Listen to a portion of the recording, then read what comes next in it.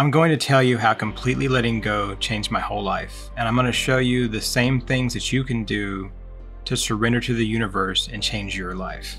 I spent 15 years on and off at war in the deserts of Iraq, Kuwait, Afghanistan, and then I finally found my way back home. And I was completely broken. I knew I needed to heal. At the time, I was agnostic. I believed in the idea of something, but I didn't really know what that was. I really had no idea. And I definitely wasn't on some kind of like overt spiritual path. I was on a path, even if I didn't know it, but at the time I couldn't see it. So after those 15 years, I spent the next 4 years completely lost. I had no identity. I had no idea who I was. I saw this world in a bleak gray. I couldn't see in color. Everything was just kind of in slow motion. One day I had this realization that I had to stop caring so much. I had to completely not care what happened tomorrow and forget about what happened yesterday and the day before. I was so invested in it. I became detached from the future and I released my past. It wasn't complete. It wasn't something that I was able to completely do, but it was this huge start down this path. Even at this point, I still didn't realize that I was on a spiritual journey, but this act of complete surrender was a pivotal point in my life, maybe the pivotal point in my life. So follow with me here. And don't get me wrong, there were times that I still got too invested in things, too attached to things, and would go back to my old ways, but I tended to be more aware, and I would realize that I was holding on to things too tightly. And I just walk myself through the process of letting go again. And it was amazing how things in my life improved. I was more successful in my relationships with people. I was more financially successful, and everything was just better. I could finally take a deep breath. I could sleep at night. I had this peace of mind. And it's because I'd thrown myself at the mercy of the universe. And the universe turned around and absolutely took care of me. And so I lived better than I had ever lived before because I stopped caring so much. I surrendered. This is the way of the universe. It will take care of you. If you take one thing away from this episode, I think that might be it. But we're going to go even deeper than that and learn how to harness this process into meaningful spiritual growth that you can sustain and you can keep moving forward. And then after a while of doing this, I forgot to keep letting go. And about 3 years had passed, and remember that I hadn't seen this thing as a spiritual event. I just thought it was this solid idea that was a great way to live.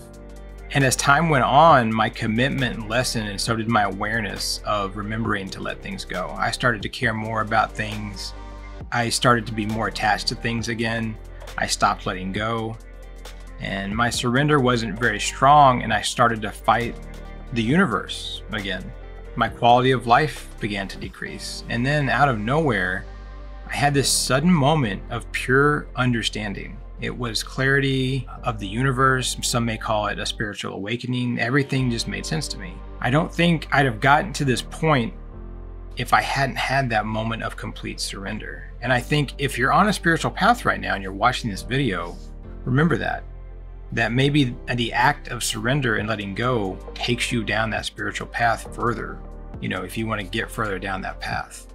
That deep act of letting go changed my perspective, and it shifted how I saw the universe. It changed, for sure, how I saw myself. So now I was on this conscious, intentional spiritual journey now. Like I'd seen the universe, I saw myself, like my original deep self. And I realized the process of surrender and letting go was this ongoing thing. And it was something that I rededicated myself to completely. So what's wrapped up in surrendering to the universe? It's accepting that you don't have to be in control. You can just let it be. It's forgiveness of yourself, forgiveness of others, and you come to understand forgiveness isn't something you simply declare and it happens. It's an act, yes, but then you have to follow up with it and make sure that this takes hold. Then you loop back around to make sure you've actually let go and you've fully forgiven. There's also letting go of judgment. When you stop judging yourself and others, amazing things happen to you. It frees so much space and energy up for these other things that you want to do and you need to do. You're going to feel this sense of peace and calm as you let go. And once you've forgiven and you let go of judgment, there's still some things you've got to do. Look at what things from the past you're holding on to. This isn't about fond memories or sad memories that come up from time to time. It's deeper than that. These are the things that consume your thoughts, that pull you backwards into the past. They may even define who you think you are or put you between these rails that don't allow you to move freely one way or the other. You're in this really tight boundary that you didn't necessarily set for yourself. It's set by these things that you're attached to. And for many, it can be trauma or regret, deep sadness. It might be a combination of all these things. Our past will define us if we let it. So when you surrender, you have to let go completely of this weight that you're holding. And maybe you're asking, so what should I do? It's probably hard to surrender or completely let go if you don't know what you're letting go of. So the first step is to figure this out. Sit down, relax a little bit, make sure you're in a good headspace, and list out some things that you can forgive yourself for. This is going to be different from person to person, but if you reflect on it, it's going to come to you. It could even be maybe a regret that you have with a friend. It could be a decision that led to a major financial hardship. You might have done something that ended up in hardship for yourself or even trauma. And then the next step is to look at, after you've forgiven yourself for things, look at who you can forgive for things. Who are you holding feelings against? Are there people who occupy real estate in your head? It's probably not impacting these people, but it's definitely impacting you. And just because you forgive doesn't mean that you're inviting them back into your life. That's really up to you either way. Sometimes you do, sometimes you don't. But this forgiveness is about you letting go of what you're carrying with you in regards to that person. Think about how much lighter you'll feel. Now you do the same thing you did for forgiveness, but this time it will be about judgment of yourself, judgment of others. List out the most common times and for what things you're most judgmental about. Once you wrap up your exploration of your judgments, move on to your past. What in your past are you still holding on to? What are you still attached to?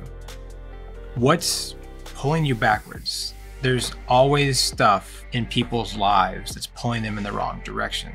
So think about what that is. Let me know in the comments what you're still attached to. What occupies space in your mind? What are these things that you can't let go of? It might help others in their path to letting go.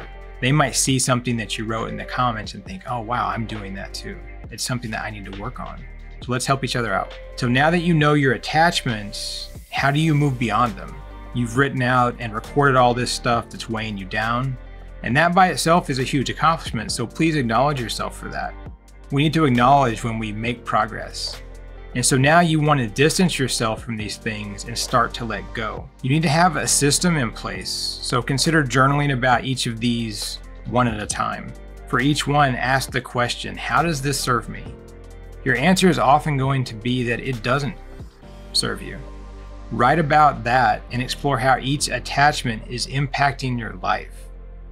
What negative things happen as a result of this thing that you're attached to? How is it bringing you down? How is it creating noise that you can't hear through, or creating a fogginess that you can't see through? How is it dulling your senses?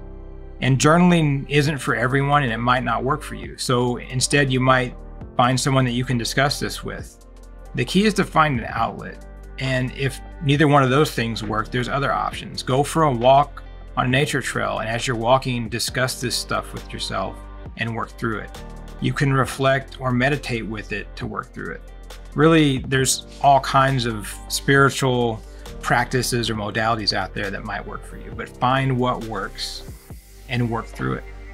And don't focus on the negative as you're doing all this. As you go through this process, you're going to drag up some heavy stuff.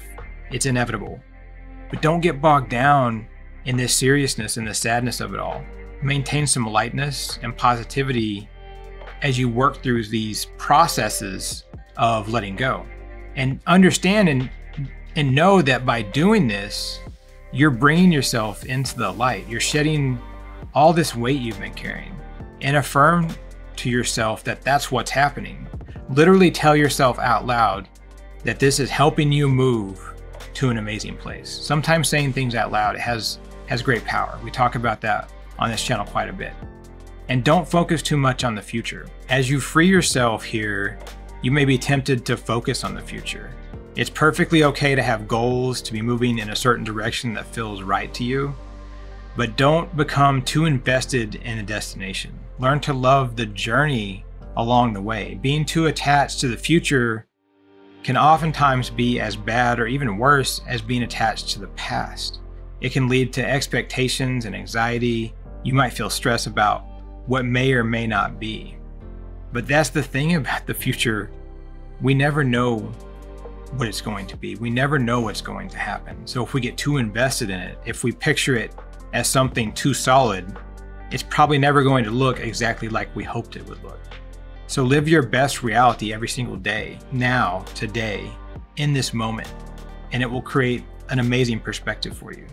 And some may think that surrender is ceding control to someone else or to something else, but it's not.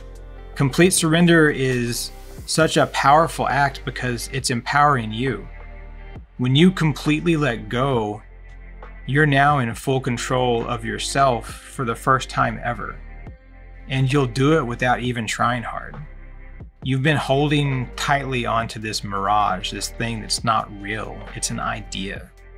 So once you surrender, you'll see a whole new world in front of you.